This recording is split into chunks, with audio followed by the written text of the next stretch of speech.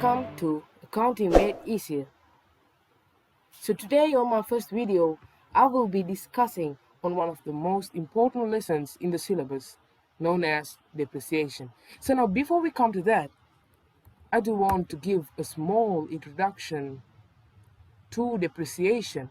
What is it? Now actually this depreciation part is quite practical as it is associated with the non-current assets, which is how they lose their value over time due to certain reasons how they lose their value. So this will be done in the most explanatory manner in 3 videos. And before you watch this video, I hope you will click the bell icon as well as subscribe, and please be kind enough to like this video. So to start with, we will have the definitions as jotted down over here. So as you know, depreciation is one sort of an year-end adjustment. So an year-end adjustment is basically an adjustment or an amendment made to the accounting records at the end of a financial year. So they say that it is often necessary to include year-end adjustments in a set of financial statements. This chapter focuses on the year-end adjustments made for depreciation of non-current assets. So depreciation of non-current assets, this term is really important because we discussed about the depreciation of the non-current assets. So before we get into depreciation, so let's talk about the non-current assets. So guys, what are non-current assets? Basically, the definition would be they are the entities used by a business that are not likely to be sold within a time period of 12 months. Actually, these are the kind of assets that is used for the business to serve a specific purpose, just to serve a specific purpose. Unlike the goods and the inventory that they store, cash and other sort of liquid assets, these assets are likely to remain more than a period of 12 months. So today, this depreciation is all about the non-current assets.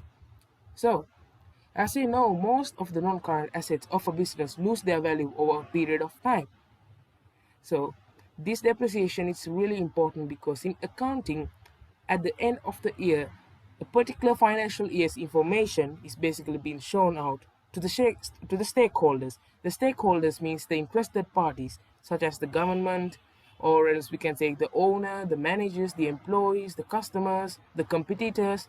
So everybody is interested in finding out your financial stuff. It's actually not gossiping, but it is really necessary when it comes to the business world to know about another business's financial entities. For example, the government might find it really interesting, and it's really important for the government that they know about each business's financial positions in order to charge taxes or give subsidies whatsoever. So when you are presenting a set of information to the stakeholders, you should ensure that it is 100% accurate and it is reliable. So in order to ensure that is happening, you will be having the year-end adjustments. So the year-end adjustments include this topic known as depreciation. Now there can be several types of year-end adjustments, but on today's topic we will be learning about depreciation. I hope you will enjoy this video.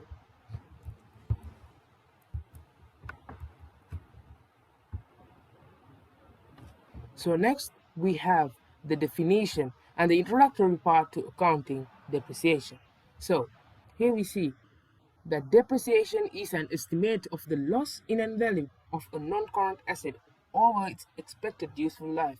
Now I know that this may sound complicated, but depreciation is basically the estimate, it's an estimate actually, of the loss in value over a certain period of time, loss in value of a non-current asset over a certain period of time, which means the expected useful life. So next we have the purchase of non-current asset is capital expenditure. Like everybody of us know that in accounting, two type of expenses exist: capital expenditure and revenue expenditure. Now capital expenditure is something that you spend once in a while. It doesn't happen on a daily basis. It doesn't happen frequently. And so is the certain type of receipts you earn from it. Which means if you purchase a motor vehicle, that purchase or that certain amount of expense that you're making is happening only once in a while. You don't do it frequently. You don't go on purchasing non-current assets for your business on a daily basis, right? So the same way, the amount of revenue you earn through the motor vehicle too is also capital. It is also known as a capital receipt, because you keep on earning money from the motor vehicle. Through using your motor vehicle, you gain a revenue to the business.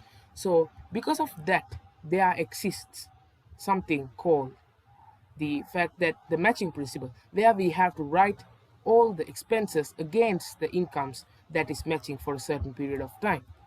As you can see over here, according to the matching concept, the organization needs to match their expenses against its income. They say, according to the matching principle, the organization needs to match their expenses against the income. So, if the expense of using a particular non-current asset, let's say motor vehicle, the expense of using a particular motor vehicle, let's say, is when you're going to buy a motor vehicle, it will be costing 100,000. It will be costing 100,000. Okay, let's say it's 10,000, so that I will find it more easy to write. Let's say that it is 10,000. So if you're going to spend 10,000 to buy a motor vehicle, now the expenditure is just 10,000, okay, and it's a capital expenditure. It's once in a while. But what about the revenue? You keep on earning the revenue through using the motor vehicle. Sometimes you might rent the motor vehicle. Sometimes you might use the motor vehicle for transportation. In some sort of way, you are using the motor vehicle to gain some sort of revenue.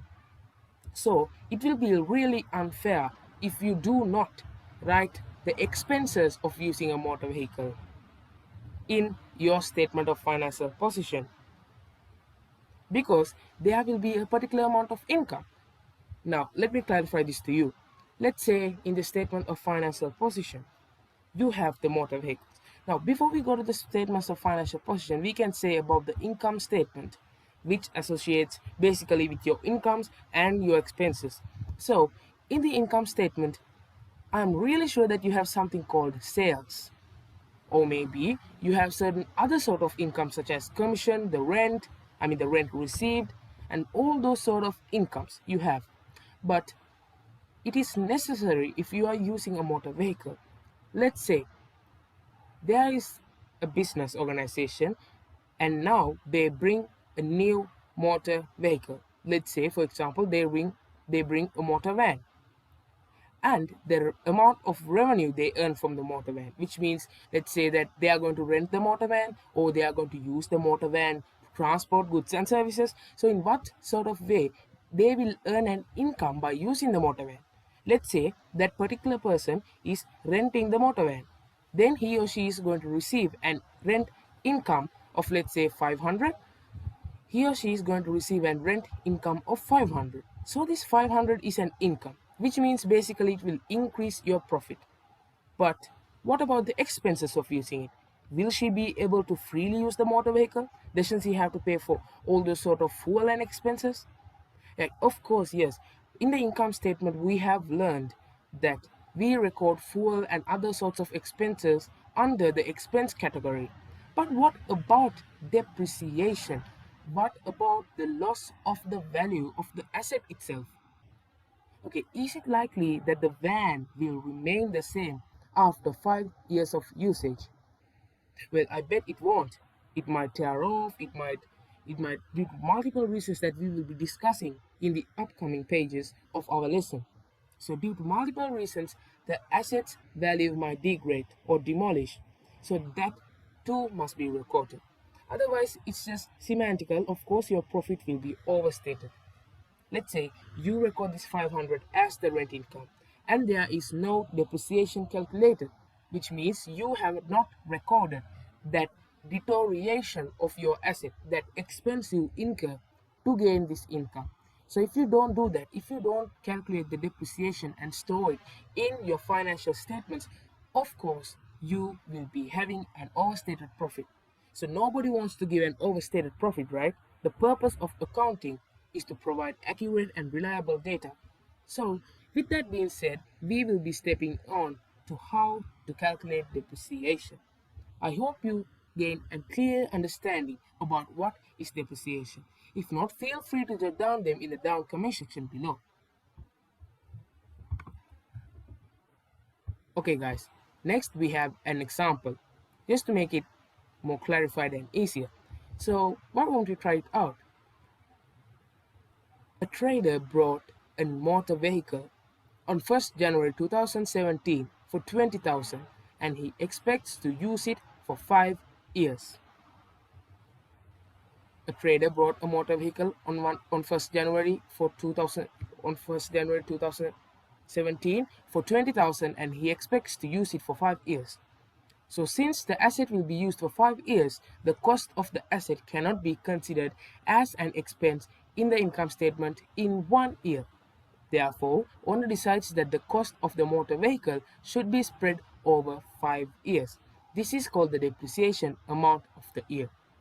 Okay guys, so what this basically means is first they give us a scenario. There's a particular trader, there's one guy, a fellow goes and buys a motor vehicle for his business on this particular day, 1st of January 2017. Well, it's a good day, and he spends 20,000 to buy that motor vehicle and he expects to use it for 5 years. He buys the motor vehicle and he has it in his mind that he is going to use this motor vehicle for 5 big years. So, since the years the asset will be used is 5, the cost of the asset can be considered as an expense in the income statement in 1 year, right? So let's say this person who buys the motor vehicle is going to rent the motor vehicle or is going to use the motor vehicle, and in some sort of way this guy is going to earn some sort of income through it. Let's say in the first year of purchase, which means 2017, or let's say 2018, or whatever the year is, let's say that he or she will be earning a revenue through this motor vehicle that they bought. As I always said, the revenue can be earned in multiple forms of ways. So if he or she earns a revenue through this motor vehicle they bought, let's say for 1 year they earn a revenue of 1,000 rupees, they earn a revenue of 1,000 rupees, and now depreciation is a must. Depreciation must exist in the income statement. If you are going to record some sort of income, it will of course have its alternate form of expense. That is the matching principle, which is really important in accounting. So, as it is going to have its own expense called depreciation, is it correct if we record 20,000 as its expense? What would happen if we do? Well, the answer is simple. You will get an understated profit, maybe a loss, because like you will be having an income of 1,000. Okay, you will be having an income of 1,000 and now you're going to record a depreciation of 20,000. That's insane. I mean, that should not happen. Now, by using the motor vehicle, this trader will be incurring an income as well as he will be incurring an expense through depreciation. So throughout his 5 years, he will be having depreciation, right? From the day of purchase, he will run the motor vehicle, then the motor vehicle might deteriorate, then the motor vehicle will be reducing in condition. So with these factors, the motor vehicle will be losing values. But is it right? Is it right if he writes all these deteriorations and all of these value reduction and expenses belonging to 5 years in the income statement of 1 year? Would it be right? Would it be fair? Would it be accurate? No. So it is necessary that you spread out the depreciation cost, which means you must be spreading out. See, they say only decide the cost of the motor vehicle should be spreaded over 5 years. You must spread them out. You must even them up. You must even them up for year and year so that it will be equal and it will be really, it will be quite kind of like a practical example. Once you take the income statement to your hands, then you will be having an income of 1,000 and you will be having likely some sort of expense for depreciation, a considerable amount. So as you can see, they have given us the depreciation of the year equals the cost of the asset divided by the numbers of years in use. Now, as this is basically the beginning or part of the initial part of depreciation, you can keep it in your head that always through the period of usage, all its value will be deteriorated. Let's think that everything will be depreciated. I mean, like the whole asset will be depreciated. So by thinking like that, you can say that by when you divide 20,000, the cost of the asset, by the numbers of years in use, which means 5 years, you will be getting the depreciation as 4,000. Now I know that this may not sound realistic, but in this initiative stage, you must remember that when the 5 years have gone, which means by 2022, this guy's motor vehicle is of no value. You just have to assume that the particular asset you purchase is going to lose. The whole value of the asset is going to lose over its useful life. So in that kind of a scenario, you will have to divide the cost of the asset over the useful life. 20,000 divided by 5 is 4,000, which means that the cost of using the motor vehicle per year is 4,000. The cost of using the motor vehicle per year is 4,000. So now it's evened up, right? You have the revenue per year, it is 1,000. You have the cost per year, which means it is 4,000. So now it is evened up. So for 2017's income statement, you will be gradually making up a realistic or a referable income statement, because you will be having the correct income from the non-current asset as well as the correct expense of the non-current asset. So it matches up, right? It matches up. If you were to just put 20,000, it would be a mess. It would be understated. Your profit will be understated. So that should not happen. This will be the amount considered in the income statement as an expense. Yes, of course it must.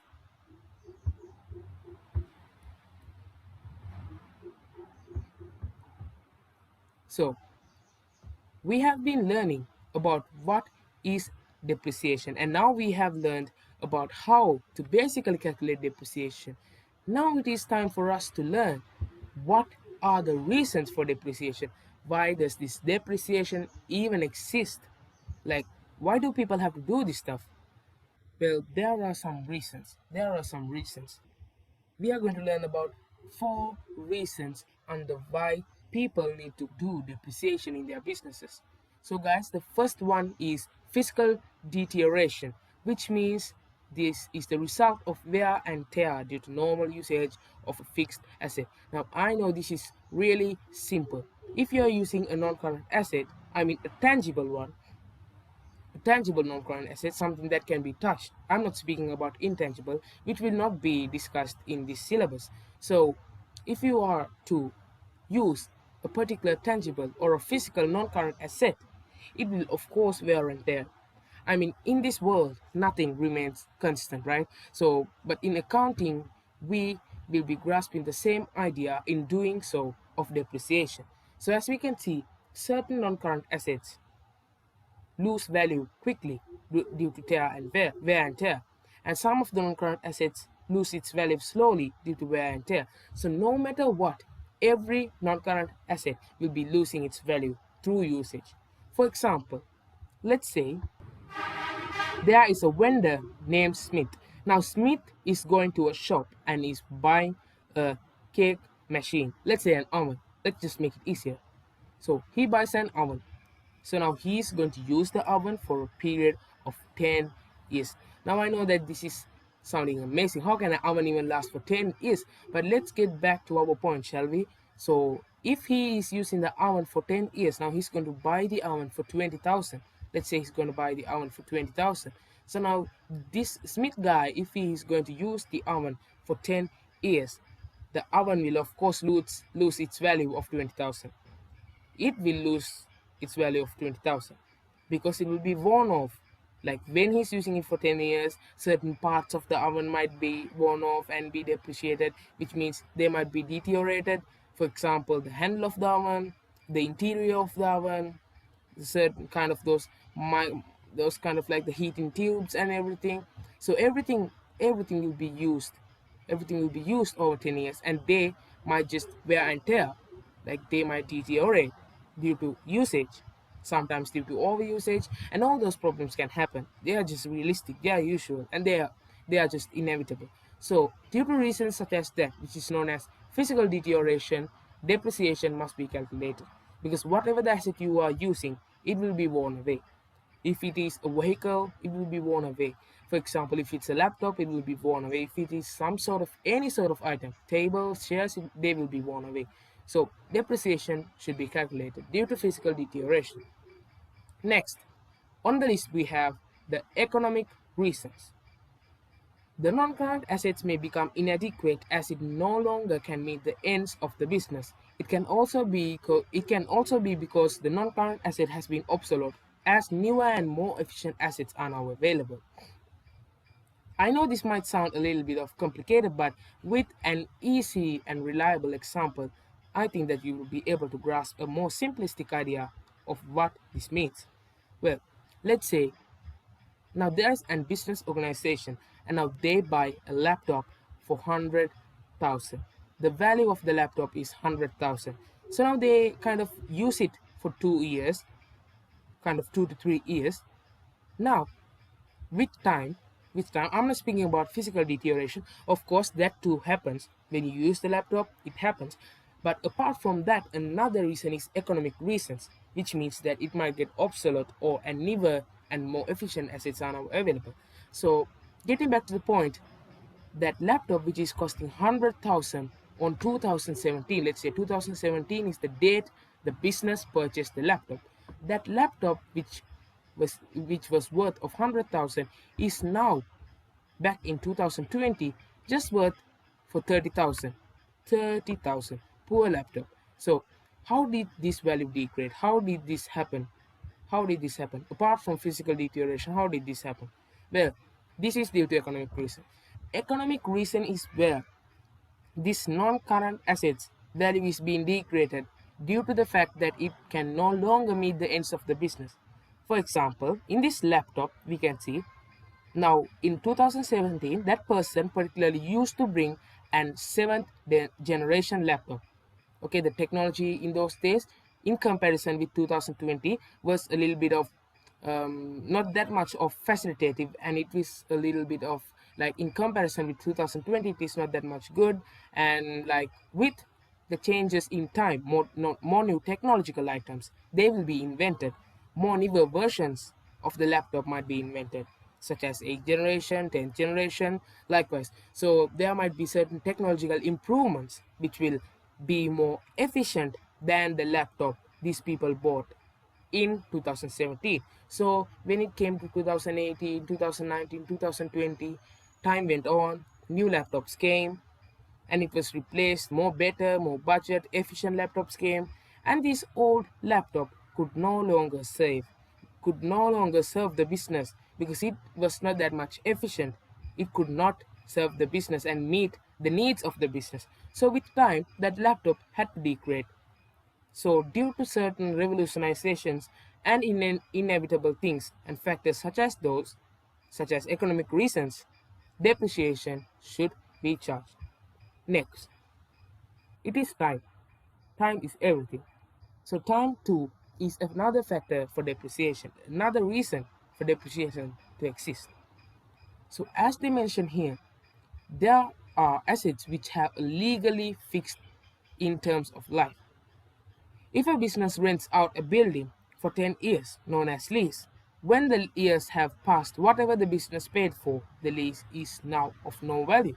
Well, this is kind of a realistic and a simplistic example. If you are going to lease something, lease a vehicle, or else if the government is going to give you subsidy or a place whatsoever, if you are going to some assets have a legally fixed time. Let's say you will be getting a laptop from the government. Okay, not just one laptop, you'll be getting 10 laptops for your business from the government for a legally agreed period of 5 years. You can use the laptops for 5 years. And now you will be receiving the laptops on 2020. So in 2020, the total worth of the laptops will be somewhere around, let's say 1 million. Let's say 1 million because it's 10 laptops. Let's say 1 million. 1 million. So after 5 years, which means 2000, sorry, my bad, 2025, when it is like 2025, this the value will be coming down to zero because you cannot mention that you have a laptop in your business. Come on, guys, it's serious. Like, if you have a value, I mean, like a 1 million value of laptops in your business in 2020. Now, fast forward into 2025, you don't have any laptops. The government have asked back for the laptops because they have legally agreed to provide you laptops only for a span of 5 years. So would it be correct? Would the information be accurate if you provide the fact that you have an 1 million worth of laptops in 2025? Would it be correct? I mean, it's a big fat no, because you don't have laptops anymore in your business. They have been taken away. So, due to the fact that there are many assets that exist in the world under the legal terms, captivated under the legal span of life. So, due to these certain factors, such as time, depreciation must exist. Now, finally, we go to the fourth and the last factor, depletion. Depletion. Now, this depletion is being arising due to the fact, give me a second. Depletion is arising due to the fact that certain assets such as wells and mines, the worth of these assets reduces as the value is taken from the asset. Now it's just simplistic, right? For example, you have a mine or you have a well. Let's say you have something, let's say a mineral ore, or let's say, yeah, the most better example is a well or a mine. Yes, a mine.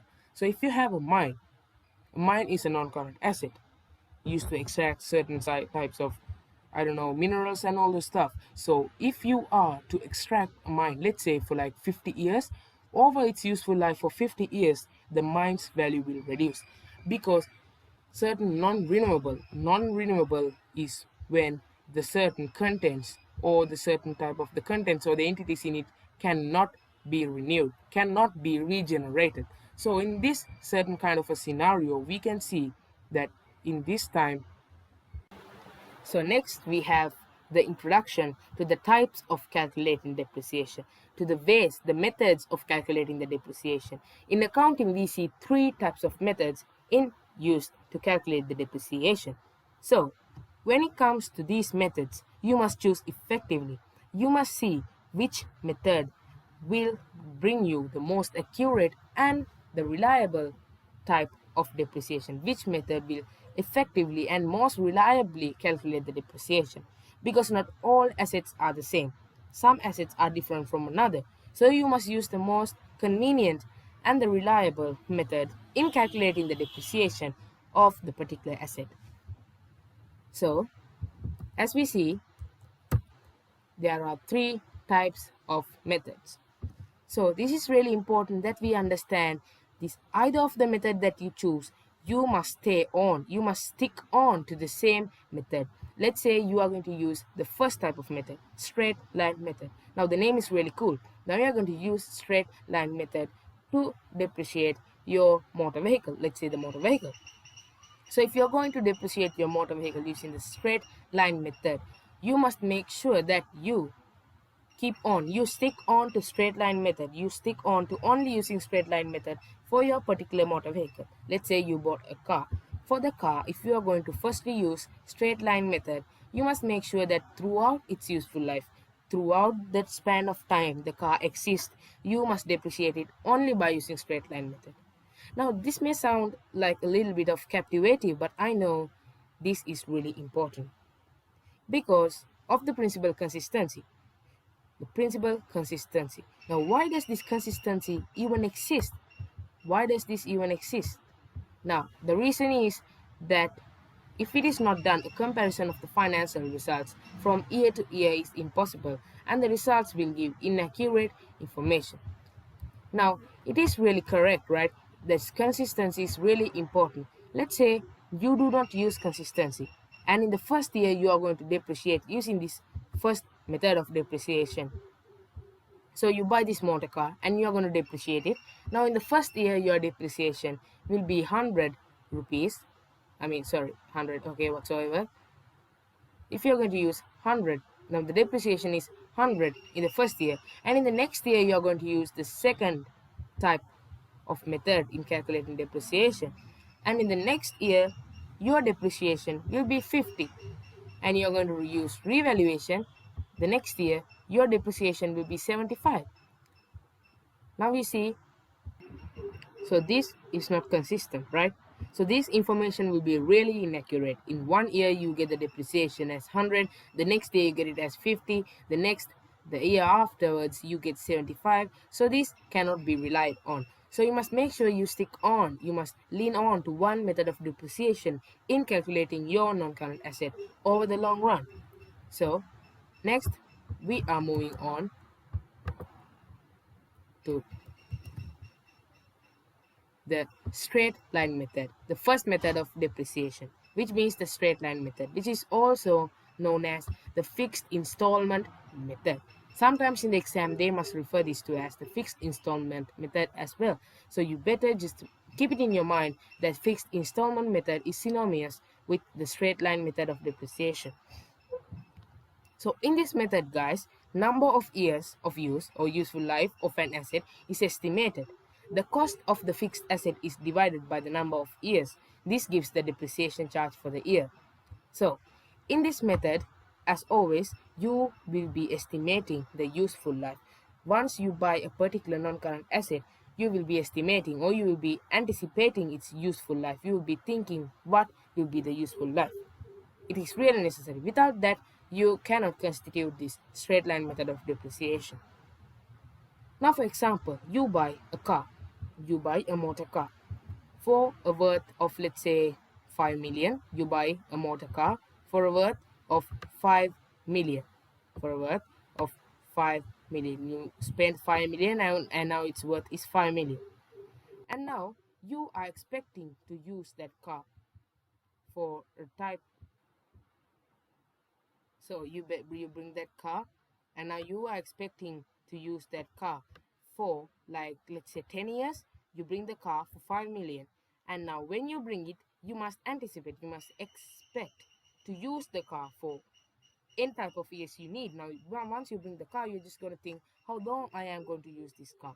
Now, if you're planning to use the method, straight line method of depreciation, it is really necessary that you think how long you're going to use this car for. Let's think you're going to use it for like 10 years. So if you're going to use it for 10 years, the annual depreciation will be 5 million divided by 10, which means simply it will come a value of 5 lakhs, which means for 1 year its depreciation will be 5 lakhs.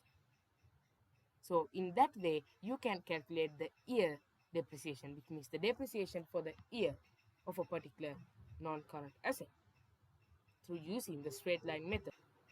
So this method applies the same amount of depreciation or the same percentage rate of the cost each year. So let me get down this simple. They say something about the percentage rate of cost. Now you might be wondering what this is.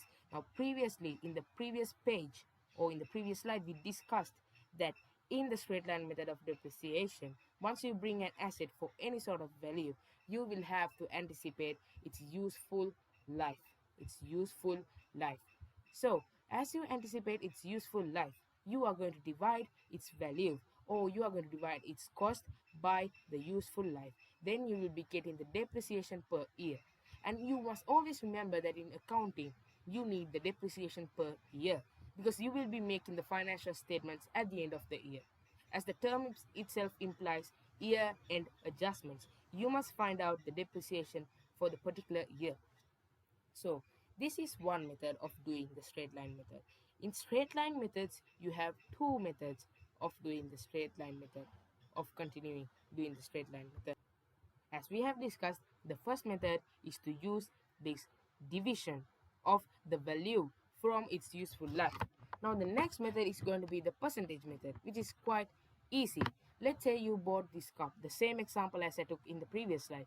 You have this 5 million worth of cup, and now you are going to set a percentage of depreciation, a percentage of the depreciation which is happening due to those four type of factors such as physical deterioration, economical reasons, time, as well as depletion. Due to those factors, there will be depreciation, and now you are going to anticipate the percentage of depreciation. You are going to think that how much, like I mean, like which percentage or which proportion from 5 million is going to be reduced each year due to depreciation. Let's say you choose 10%, you are going to choose 10% as the percentage of depreciation. So over here it will be 10%, the percentage of depreciation will be 10. Though my words though, it's not that much. I hope that it is clear. In the future I will be hoping to use more sort of explanatory and reliable softwares to make this all right. So as this the percentage that they have chosen is 10%, you'll be finding out that an year's depreciation will be 5 million into 10%. 5 million into 10% will be the depreciation per year. So you will get the same answer by using either this method or this method. But the thing with the second method is it is needless to find the useful life. You will be having a depreciation percentage anticipated, which means you are thinking which percentage will be taken away or will be spent, which will be taken as an expense in using this 5 million worth car.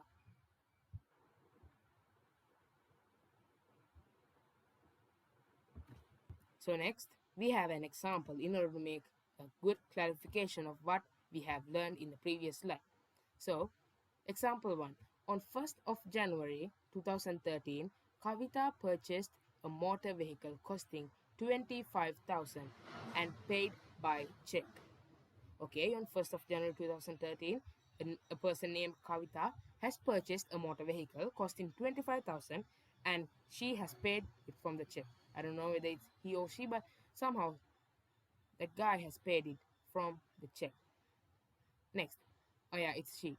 So she estimated that she would use the motor vehicle for 4 years.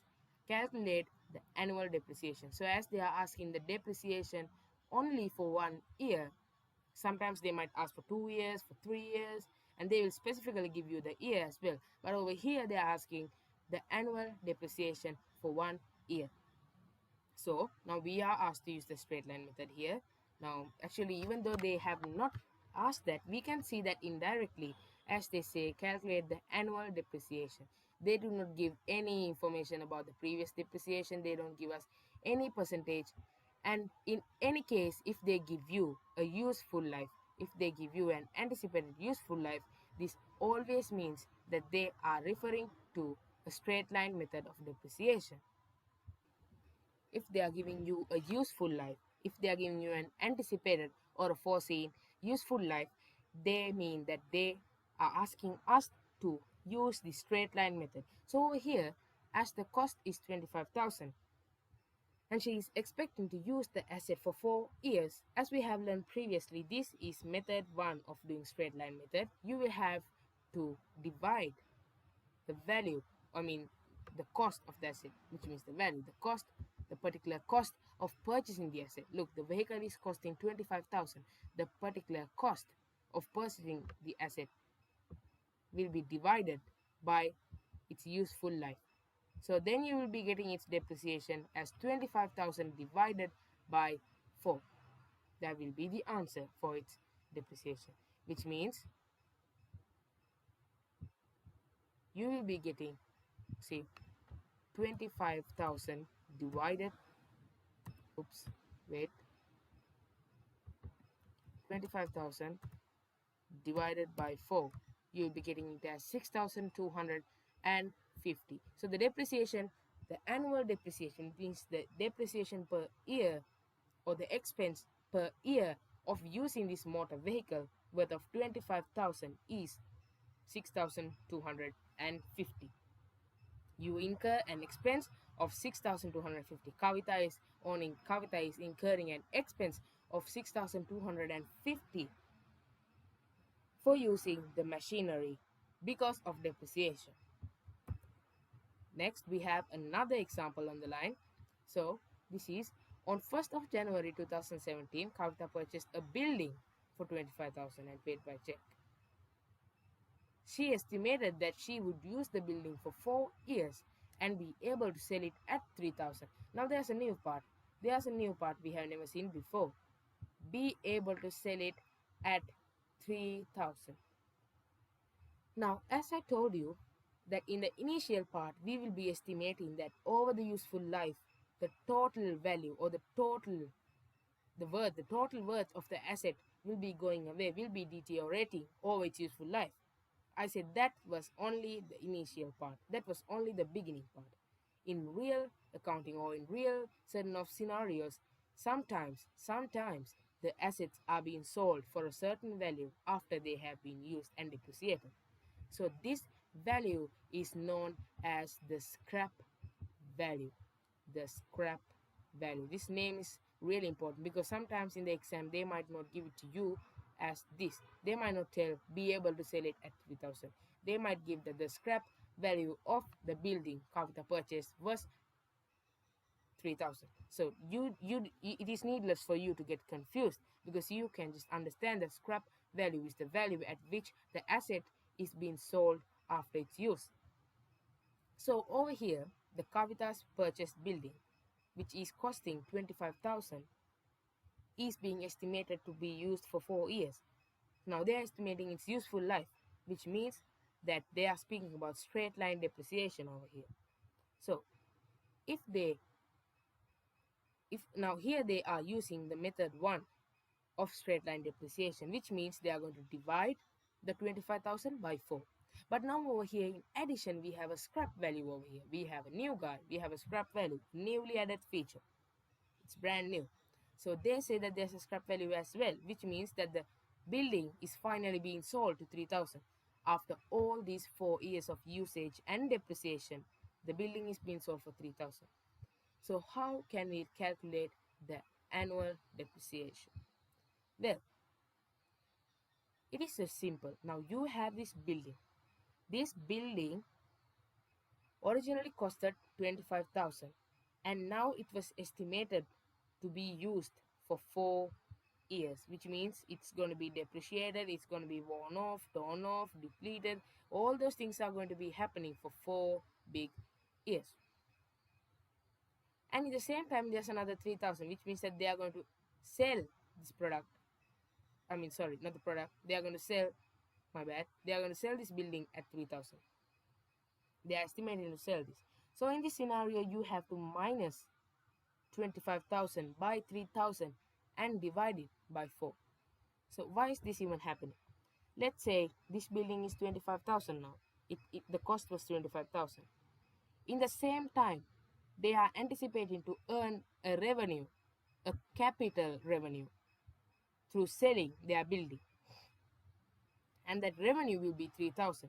So if they're going to have an cost of 25,000 and in the same time a revenue, an extra revenue, a capital revenue, which means a capital receipt of 3,000, there will be, as they have a capital receipt of 3,000, this will make a deduction in the capital expenditure of the 25,000. So this will bring it down to 22,000 divided by 4. So let me explain this to you once again in a more simplistic manner.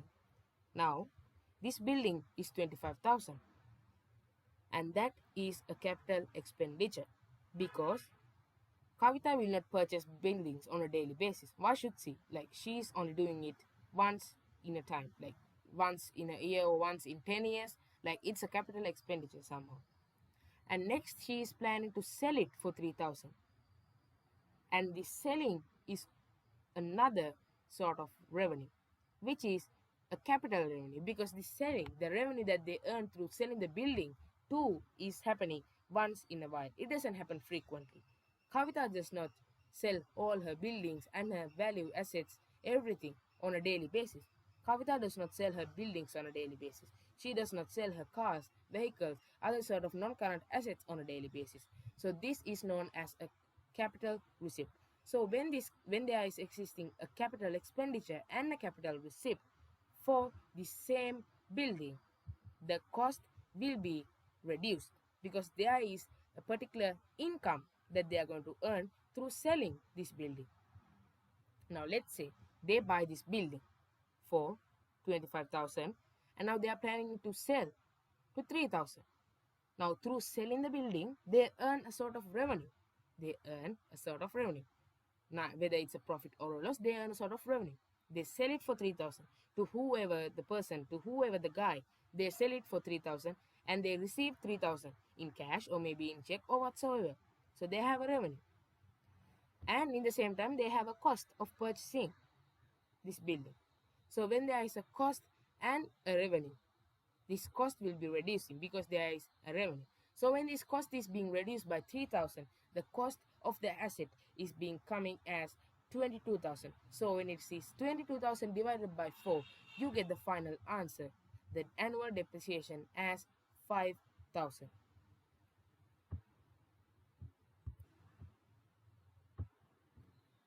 Next, we have recording depreciation in the ledger under straight line method. Now this is quite simple in a way because you guys are familiar with ledger accounts and other sort of ways of recording these transactions. So each type of non-current asset will have two ledger accounts. They say that each type of non-current asset will be having two separate ledger accounts.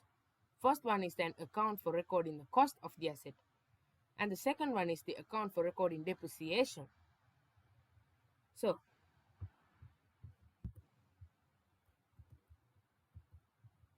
we see over here, the income statement is going to be debit and the provision for depreciation account is credit. Now in this depreciation lesson, like for example, you purchase the motor vehicle for 2,000. Let's say oven for 2,000, it will be more realistic. So you purchase this oven for 2,000 and now it is depreciated over its useful life. Let's say the useful life of the oven is 5 years. Now this person is expecting to use this 2,000 worth oven for 5 years, and in the same time she's trying, or like she's expecting and anticipating to sell this oven for 100 rupees at the end of its useful life. So then how are we supposed to calculate the depreciation? 2,000 minus 100, because she has an expense of purchasing it, which is 2,000. And you must remember that this expense must be spread over the years. So that's why we are calculating this yearly depreciation. So back to the point. She has an expense of 2,000 and she's going to have an income by selling this oven of 100. So then she's going to subtract this, which will bring us to 1,900.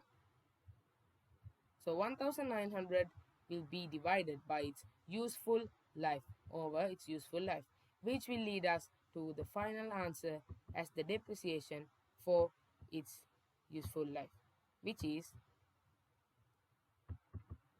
1,900 divided by 5 is 380. So the depreciation will be 380. Will be 380. So this 380 and the whole process of depreciation and the process of purchasing the non-current asset or selling it, everything must be recorded in the ledger accounts. Now, even though we have understood or grasped the theoretical concepts behind depreciation, according to accounting, accounting is where we manage the records of the financial information. So it is really important that we manage the records of depreciation. It is really important. It's not only about recording them these in the financial statements, such as the income statement and the statement of financial position. It is also important in the same time you keep some of the records stored under the ledger accounts for several purposes. So we will be discussing about them in the upcoming slide.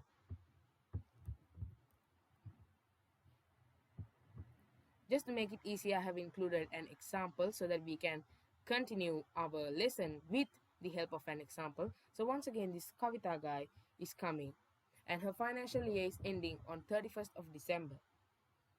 So on 1st January 2018, she purchased furniture costing 50,000 and paid by check. She estimated that she would use the asset for 3 years and then be able to sell them for 5,000. Well, now it is really simple. She bought furniture for 50,000. Oh, it's a big amount. So she bought it for 50,000. And she is estimating that she would use them for 3 years. She is estimating that she's using the furniture for 3 big years. And in the same time, she's thinking that she will be able to sell them for 5,000. So then, as I said, there is a capital receipt, so it's being deducted from the expense of purchasing this furniture, which is 50,000 divided by 5,000 divided by its useful life, which is 3. You will get the answer for depreciation. So after doing that, as you get the answer for depreciation, they asked us the requirements. They asked us for the requirements. Prepare the furniture account and provision for depreciation of furniture account for each year ended 31st December 2018, 2019, and 2018. Well, as we have understood that for depreciation, in calculating depreciation, they have two separate accounts. In each financial statement, we see the non-current assets, right? So each non-current asset has its own two accounts. It has two accounts. It is the non-current asset, the asset account itself, its asset account itself, and the depreciation account. The depreciation account and the asset account. So these two accounts are existing for each financial, for each sort of non-current asset. Now, if somebody purchases, as in the example it is saying that Kavita is purchasing the building for 50,000. So when she is purchasing the building for 50,000, normally in accounting we have the two accounts. It is the bank account, which she is using the check to purchase it, and the asset account, which is the furniture account. So as she is using 50,000 from her bank to purchase a furniture account, usually it is the bank account will be credit and the furniture account will be debit. According to the double entry, as everybody of us knows, the bank account will be credited by 50,000 and the furniture account will be debited by 50,000. Why is the furniture account debited? Because the asset value will be increasing. Always in accounting basics we have learned, when the asset value is increasing, it will be recorded as a debit entry, and when the credit value is increasing, when the certain asset value is decreasing, it will be recorded as a credit value. So when you purchase the furniture, the asset value is increasing by 50,000, so it is in the furniture account, it is debited by 50,000, and the current asset which is in your bank, the money you have, is being reduced because you spent 50,000 to buy the furniture, so your bank will be credited. Now actually those are quite simple stuff which I do not need to explain about. So this entry is quite simple. Now as we have done before, we see that they use the equation method over here. It's 50,000 minus 5,000 divided by 3 is 15,000, which means the annual depreciation is 15,000. The depreciation per annum is 15,000. So in this question they ask us to calculate the depreciation and at the same time to prepare the furniture accounts and the depreciation account. So as you can see, when they are purchasing the furniture, they will be having the furniture account, which means they are going to write bank over here, then 50,000. Usually they do that. Then afterwards they are going to bring down the balance at the end of the year. Now as Kavita purchases this on 1st of January 2018, it can be seen that she will be recording this entry on 1st of January 2018 as 50,000 debit in the furniture account and 50,000 credit in the bank account, which is not shown over here. By the way, so next, as years are passing, now her useful life is going. As years are passing, usually they bring down the balance. At the end of 2018, they bring down the balance to the 1st of 2019. Likewise, there is a continuation. On 1st of January 2018, she is purchasing the furniture and then she writes bank 50,000 in the furniture account. It's simple, the double entry. Then next, she is bringing down the balance to 2019. She's bringing down them by writing 31st of December balance carried down 50,000. Then the balance brought down as the 1st of January 2019 for the new year. The balance brought down. The value of the furniture remains the same within the ledger accounts. and it is 50,000 over here. So now our furniture account part is done. Our furniture account part is done.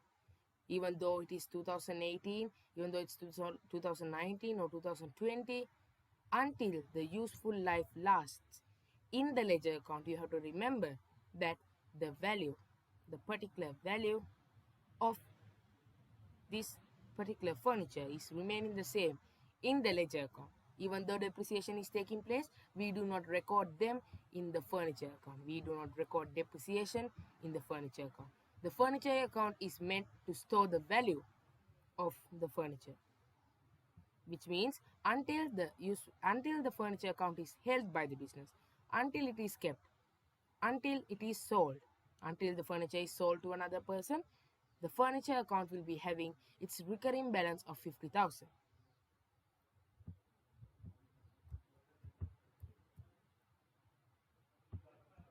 Now, as we saw that the depreciation per year is 15,000 per year, we will be recording it in the provision for depreciation account as income statement 15,000. Now, in the provision for depreciation account, on the credit side, we will be storing 15,000. And in the income statement on the debit side, we will be storing 15,000. Now, there's one thing that I want to mention. In accounting, all the expenses will be having a debit balance, whereas the incomes will be having a credit balance. So, as depreciation is an expense, in which entry should it have in the income statement? Debit or credit? Debit. That's right, you got the correct answer. So as it must have a debit entry in the income statement, as depreciation must have a debit entry in the income statement, it is necessary that in its alternate account, which is the provision for depreciation account, it must have a credit balance, which means they are going to write income statement 15,000 credit in the provision for depreciation account, and in the income statement they are going to write provision for depreciation for furniture 15,000, it's going to be debit. So in the same way, there's a continuation of the process. You are going to write 15,000 over here, then you have its balance brought down, then again a 15,000, then you are going to carry out this depreciation balance to 1st of January 2020. Now let me get this simplified to you. On 31st of December 2018, they calculate the depreciation.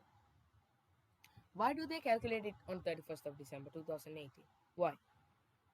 Now, they bought the asset on 1st of January 2018.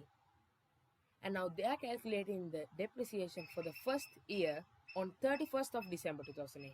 Why? It is because this is an year-end adjustment. You might be having that question, so here's the answer. It is because this is an year-end adjustment. So it is adjusted at the end of the year. So at the end of the first year of use, which means 2018, the depreciation is 15,000. Then for the beginning of the new year 2019, the depreciation balance brought down is 15,000. And now in 2019, for 2019, they have the depreciation of 15,000. And now the total depreciation or the accumulated depreciation, which means the total depreciation will be 30,000. Now then in 2020, this asset will once again be depreciation, and that value of depreciation is 15,000. Now remember, as this is straight line method of depreciation, the depreciation for all the years are equal.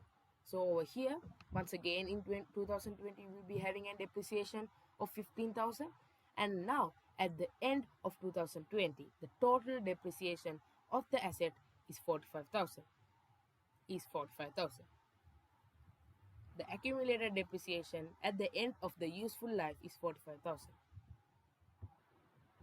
In straight line method, the one unique feature is that the depreciation for each asset is continuing, it's recurring, it's the same depreciation for each year. So as the depreciation is year by year, when it is added, it comes up to 45,000. For each year, the depreciation is 15,000. So it's just simple. When you get it 15,000 into 3, you get it as 45,000. But it is necessary that you keep ledger account records. So first, on the first year, you are going to store it as 15,000 on the credit side, because 50,000 is debited in the income statement as an expense. So likewise, then the balances will be brought down, the balance brought down. Likewise, the accumulated or the total depreciation for the furniture over its useful life is 45,000.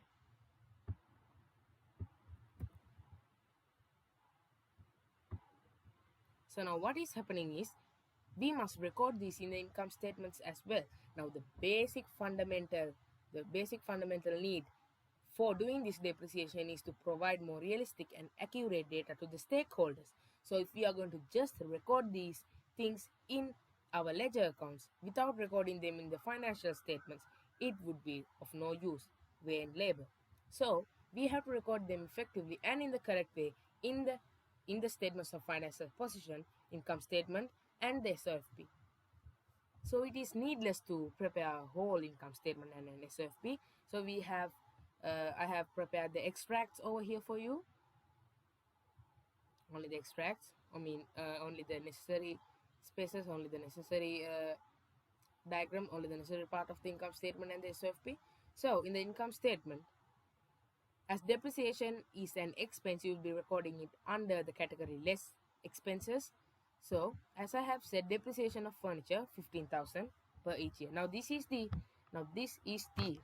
2018's income statement. So that in 2018 there will be an expense of 15,000. There is an expense of 15,000 in 2018's income statement as depreciation. And in the statement of financial position, now they have this furniture, they bought it for 50,000, but at the end of the year, what is the value of the furniture? What do you think it is? Now just to get it down simple, this person bought a furniture worth of 50,000 and he's expecting to use them for 3 years and going to sell them at a price of 5,000. Then that is going to be 45,000 divided by 3, it is 15,000. The depreciation charged per annum or per year is 15,000. So in the first year, depreciation charge is 15,000 because they are using the straight line method. All the depreciations charged are equal. So in the first year, they are going to charge a depreciation of 15,000, which means that the value of 50,000 is going to be degraded by 15,000, as we have learned that depreciation is the loss of the value of an asset over its useful life. In the first year of this furniture's useful life, it has incurred an depreciation of 15,000, which means at the end of the first year, the depreciation is 15,000. So at the end of the first year, ultimately the value of the asset is sadly 45,000 because 15,000 is being depreciated for the particular year of 2018. And this we are going to present this to our stakeholders in this kind of a format. This SOFP is going to have 3 columns, 1, 2, and 3. Over here we have the cost, then we have the accumulated depreciation, which means the total depreciation for the furniture at the end of 2018, which is 15,000. And next we have the NBV, which is the balance of the particular furniture. Now there was a 15,000 depreciation. Actually, here this must be 35,000. Please ignore this. Kindly ignore this. It must be 35,000. So as 15,000 is being reduced from 50,000 due to depreciation at the end of 2018, the real value of the furniture is 45,000. Now some of you might be having this question, why isn't this recorded in this furniture account? Well, this is the reason. If you are going to incur this expense in the income statement, it is correct. Now, and as well, you are going to somehow reduce this at the end of the financial year in your SOFP. So what will happen if you basically record this 15,000 depreciation in both the SOFP and also in this furniture account? What will happen? Well, let's just write it out, shall we? So first you are going to record 15,000, let's say, depreciation. Then next, at the end of 2018, you are going to get the value as 35,000, and over here you are going to write furniture 35,000, and accumulated depreciation 15,000, and lastly your NBV will be how much? It will be 10,000, and it is really unrealistic. It must not happen. As you are recording them already in the SOFP, you can record them. You should not record them in your asset account, because the asset account is only for the purpose of recording the purchase of the asset and the sale of the asset, just like the other accounts, just like the sales account, just like the purchase account, just like any sort of other accounts. For example, if you take the sales account, it is only for the sales. If you take the purchases, it is only for the purchases. Likewise, if you take the purchase returns, it's only for the purchase returns. So according to the accounting rules, we have understood that it is only for the purchasing and the selling, which is also known as the disposal of the certain furniture account. Only for those purposes only the asset account is prescribed.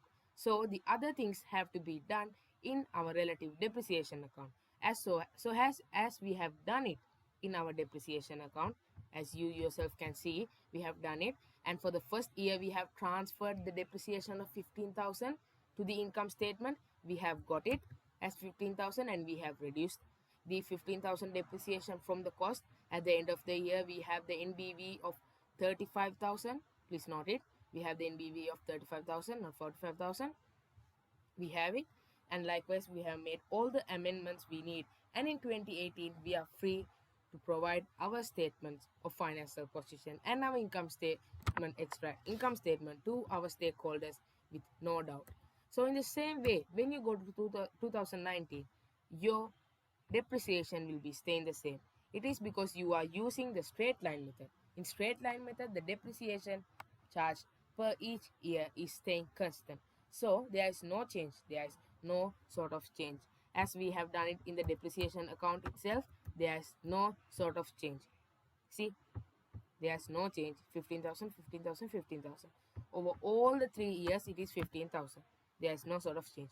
So once again, there is a transfer of 15,000 at the end of 2019. And in the SOFP extract, once again the cost is 50,000. Once again the cost is 50,000. So why can't we take the cost as 35,000? Can't, right? Because originally we purchased this furniture for 50,000. See, you can see originally we purchased this for 50,000. On 1st of January 2018, she purchased furniture costing 50,000.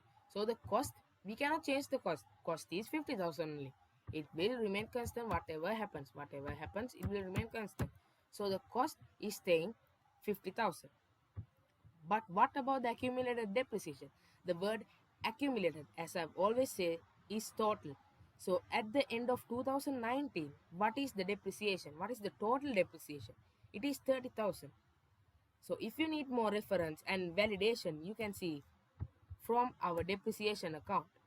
See, at the end of December 2018, the balance, the accumulated depreciation is 15,000. At the end of December 2019, the accumulated depreciation is 30,000.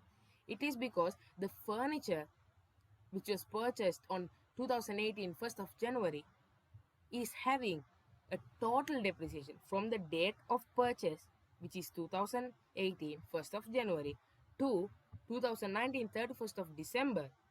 They have, the purchased furniture has an total depreciation, which means the accumulated depreciation of 30,000. So you go and record it. You go and record the accumulated depreciation in your SOFP as 30,000. Then finally you're going to get your NBV, the net book value, which means the balance, the remaining value of the furniture as 20,000. So in the same way, in the next year, the depreciation will stay the same. So as now it is 30,000, the previous year, okay, let's say it is 15,000 plus another 15,000 plus another 15,000, and now it became to 45,000. As I have shown you previously, we can validate this through the help of the depreciation account. So at the end of 2020, now we are supposed to make the financial statements at the end of 2020. Now, as these financial statements are prepared at the end, we are supposed to calculate the depreciation at the end as well. So this at the end of 2020 only we have prepared this. So, my dear friends, we can see that in the provision for depreciation account, at the end of 2020, the balance carried down, which means the total depreciation is 45,000. So you are going to write the accumulated depreciation as 45,000 in your SOFP extract, and finally the NBV, the net book value, will be 5,000. Which means the net remaining value is 5,000.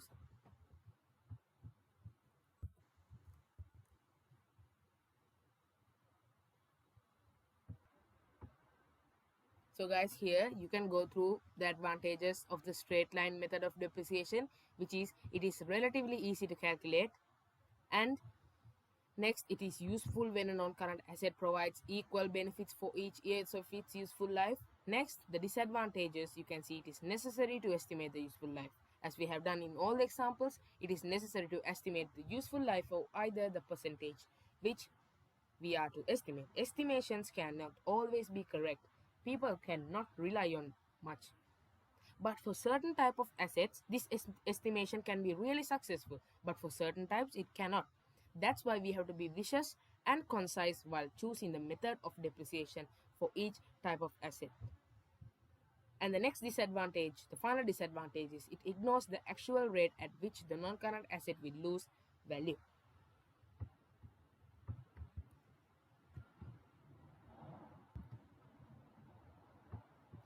Well, then by using one method of depreciation, we have learned how to calculate the depreciation. We have learned what is depreciation. Next, we came on why depreciation is occurring. Next, we came on what are the methods of calculating depreciations and why we must stick on to each. Next, we learned what are the two types of calculating the straight line method by using the certain formula method or the percentage. And next, we learn how to calculate depreciation when we have, how to calculate depreciation using the straight line method when we have a disposal value, which means a scrap value. Then we also learned how to store or how to enter them into the ledger accounts and how to present the information in our financial statements, the depreciation information. If we are using the straight line method, of course, the depreciation will be remaining constant. Then each year, the same amount is being entered or is being transferred to the income statement as depreciation as an expense in the less expenses category. And in the NBV, which means the NBV means the net book value is going to be reduced year by year in the SOFP by using the 3-column statement of financial position, where each year we deduct the total depreciation up to date by the cost of the asset to find out the remaining worth of a particular asset. So this is actually one way of the three methods of calculating depreciation. So guys, I thank you for watching this video, and the rest of the lesson, which will be including the calculation of depreciation through using the other two methods, will be done in the further part 2 of this video. I'm hoping to see you soon, and I think that from today you have learned something important about depreciation. And please feel free to ask any questions, and please point out any issues and any certain type of stuff that you find really difficult so that I can go through them and help you out. Guys, thank you so much for watching this video. Please be kind enough to subscribe and hit the bell icon. I hope to see you soon. Thank you.